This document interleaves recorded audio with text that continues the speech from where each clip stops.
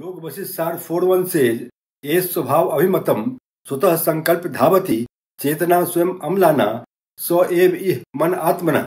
Guru Vasishtha says, the consciousness itself is untainted, that is eternal, unchangeable, and beyond any growth or decay. It itself takes the shape of its own mind. This self, out of its own volition, imagines objects according to its own wish, and then runs after them. Verse 4:2 says, एतस्मात् सर्वगाद्देवात् सर्वशक्तिर महात्मना विभाग कल्पना शक्तिर लहरी उत्थित अम्बसा. The power of imagination of this all-pervading, all-powerful Supreme Brahman, multiplicity in this universe has arisen, just as waves arise from water. Like the waves are nothing other than water, this universe is also nothing other than Brahman. Verse 4:3 says, अतः संकल्प सिद्धेयम संकल्पे नैव साम्यति येनैव जायते तेन वह्नि ज्वाले वायुना. The effect dissolves into the cause from which it was produced. Like the flames of fire created by air gets extinguished into the air. Therefore the universe, which is created by a resolution of the mind, gets dissolved into those very mental resolutions. Laghu Yoga Vasishtha 1:10 says, वासना द्विविधा प्रोक्ता शुद्धा च मलिना तथा मलिना जन्म हेतु स्यात् शुद्धा जन्म विनाशिनी.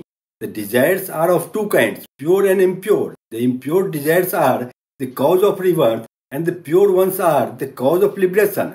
Sri Ramakrishna Paramahansa spoke about two types of Maya. Vidya Maya releases one from worldly bondage, and Avidya Maya binds one to the worldliness of lust, greed, ego, pride, and so forth.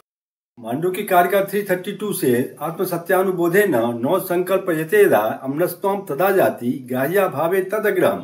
The mind always remains in action to serve the interest of the self, out of the fear of some unwanted incident that may happen in its inactiveness.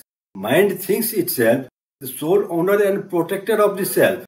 Gita verse 2:46 से यावान अर्थ उद्पाने सर्वतः संप्लुतोदके तावान सर्वेषु वेदेषु ब्रह्मणस्य विजानतः.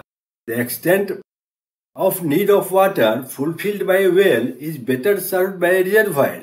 Similarly, the ability to protect one's own interest is better achieved by the knower of Brahman. When the mind realizes that the power it exerts actually comes from the self, and it would be better served by treating itself only an agent of the self, it becomes tranquil in the absence of proactiveness. It is called no mind.